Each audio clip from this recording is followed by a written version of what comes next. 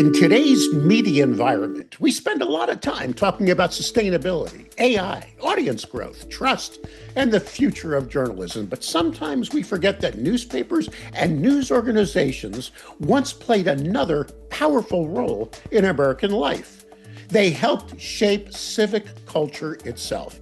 Back in the late 1800s and early 1900s, newspapers didn't just publish headlines, they sponsored parades, community events, even their own musical marches.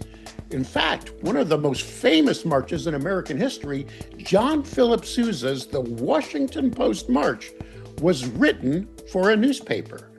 Well, now, as America approaches its 250th birthday, USA Today has decided to revive that tradition with something few of us ever expected to see in modern journalism, its own newspaper march. And honestly, I think it's darn wonderful. Today, we're going to talk about how this unusual and ambitious project came together, why it matters beyond novelty, and what it says about journalism's relationship with community, creativity, and American identity at a time when trust and connection matter more than ever. Hi, I'm Mike Blinder, publisher of E&P Magazine. This is E&P Reports, a weekly vodcast series that explores the challenges, innovations, and voices shaping the future of news publishing. Joining me today are two people behind this fascinating project. First, Liz Johnson, Senior Director of New Audiences and Lifestyles for USA Today, who has helped shape the broader USA 250 editorial initiative. Is that right, Liz? Yes, we've done a lot of 250 coverage, but by far, this is my favorite part of it.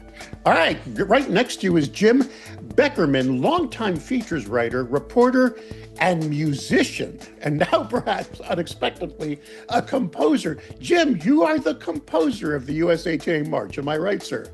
Yeah, I'm afraid so. Tell you what, after a quick message, we're going to hear how a modern newsroom decided to revive a nearly forgotten tradition and why USA Today believed this project mattered and what happened when a veteran journalist attempts to compose a march. Stick around. We'll be right back. Hello, my name is Walter Hussman. Our family has been in the news business for over 100 years. Journalism includes two parts: reporting the news and providing opinions.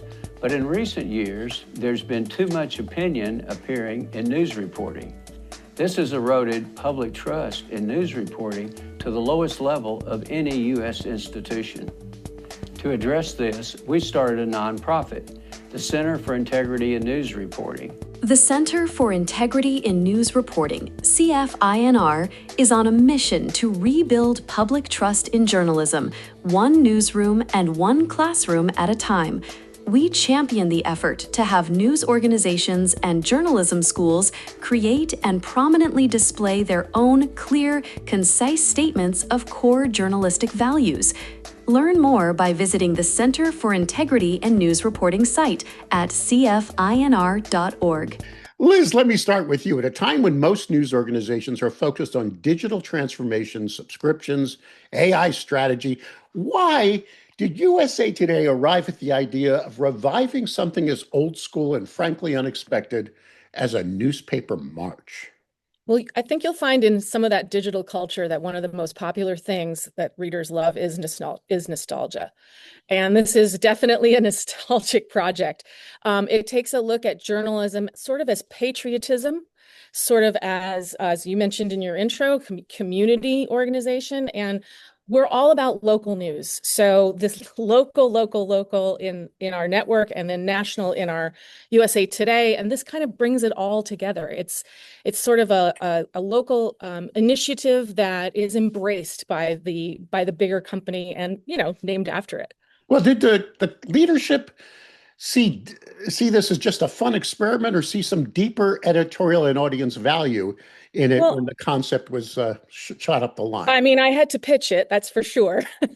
But I think they kind of thought about shaping the conversation instead of just reporting on it. So not just going out there and saying, this is the USA's 250th, more about like, we're going to participate in the USA's 250th, and this is how we're going to contribute. Jim, when somebody first said to you, let's create a USA Today march, did you say absolutely, or are you people friggin' insane? What went through your mind, sir? Well, I was the one who proposed it. So I thought of that, and then I said to myself, "Are you freaking insane?" Uh, so what happened was, you want the long story here? What happened was, um, a couple of years ago, I was doing a column about the Washington Post march because I was really curious. I mean, here was a march that was named after a newspaper. What led to that? So I found out the whole story behind how John Philip Sousa wrote this march, which is actually one of the most famous marches in the world. I mean, other than Stars and Stripes Forever, it's probably the single one that people are most familiar with. So what I found out in researching this is not only was the Washington Post march written for the Washington Post, but someone, a scholar I was talking to, said, you know that other newspapers had marches too. I said, what? And I looked at it, and it turned out that there are more than 500 newspaper marches that were written between about 1860 and the present. There were just like every single newspaper had a march, and this was just something that was done. So I was really fascinated by that, and I thought, well, you know what? It's 250th is coming up, and we don't have a march. And what the heck? What if I tried to do this? So that's kind of how this all came about. All right, so before we go any further, let's actually let our audience hear a little sample of the USA Today March debuted on Friday, May 15th at the West Side Presbyterian Church in Ridgewood, New Jersey, and performed by the New Jersey Wind Symphony.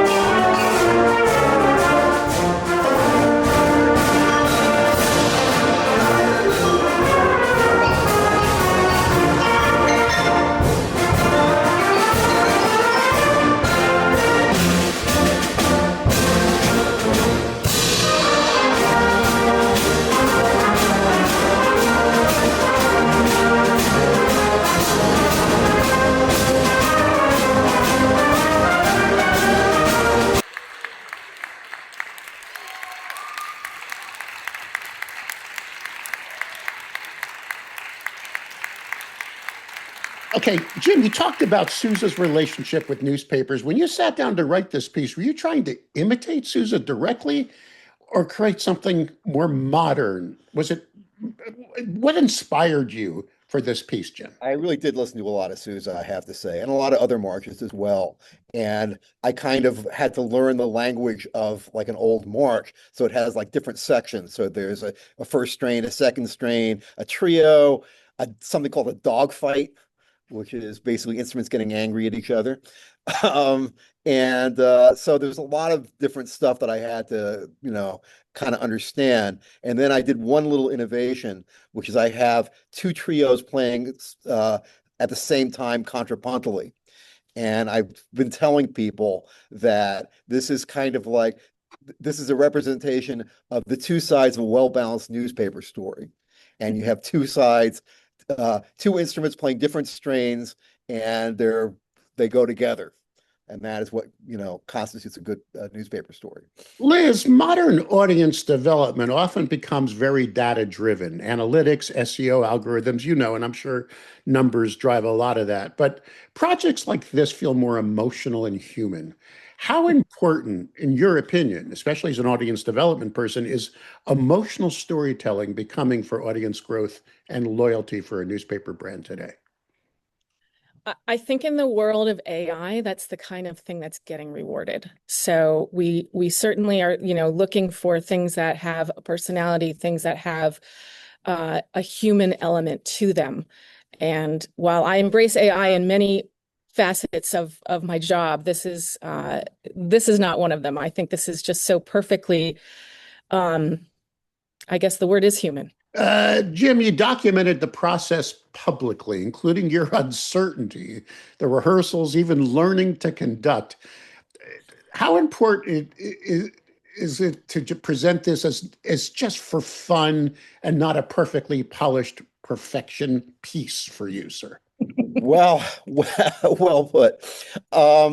This is what I would call an old-fashioned stunt assignment, and this is something that newspapers used to do a lot. George Plimpton, like playing football, or whatever, Nellie Bly going around the world in 76 days. So the idea here was somebody. I mean, I have some experience, as a player in a blues band and so on, but I've never done a piece like this before. So the idea was that I was going to try and write it. We were going to have somebody arrange it and orchestrate it. And then, I mean, what's the good of a gag if you don't go all the way? Then I was going to actually conduct it on July 4th. And I have never conducted an orchestra in my life. Jim can't even read music. I can read music a little bit, but I'm not a proficient sight reader for sure. This is fascinating. Let me talk to Liz about the bigger picture at USA Today.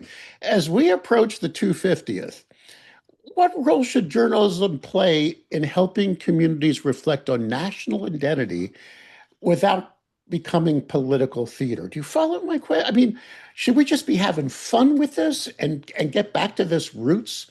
And is USA Today kind of on that mission, Liz? Well, I do think that there is a lot of division going on right now, and to bring people together around something that isn't controversial and is fun, and kind of, like I said, it's still patriotic. It's something, we're looking at some partnerships with some of our other parts of the company, including our military kind franchise and some other things like that. So this kind of it'll spread all over in different ways that, like I said, are not controversial but are enjoyable. Jim, when I was reading about this, it kind of spoke optimistic to me. I mean, this project historically represented optimism and civic confidence when a local journalistic entity, met with the community in a way musically.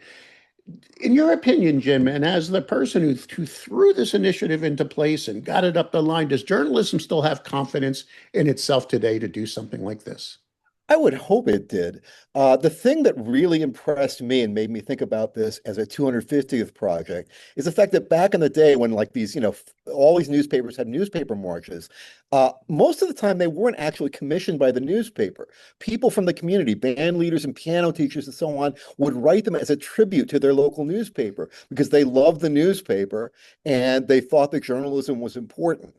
And I think, my thought about this was that on the 250th anniversary, just because this is such a divisive time, I think it's really important for people to understand that journalism is patriotic. The founding fathers thought it was patriotic. I mean, Thomas Jefferson famously said, if I had a choice between having a government without newspapers or newspapers without government, I would unhesitatingly choose the latter.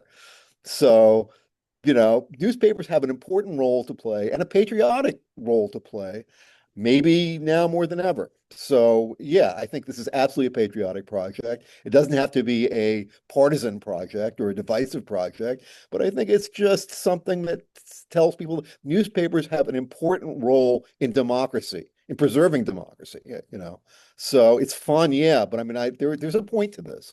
All right, Liz, same question to you. I mean, what do you ultimately hope the industry that's listening to this and watching this episode today take away from this project beyond the novelty of it, with all that's going on?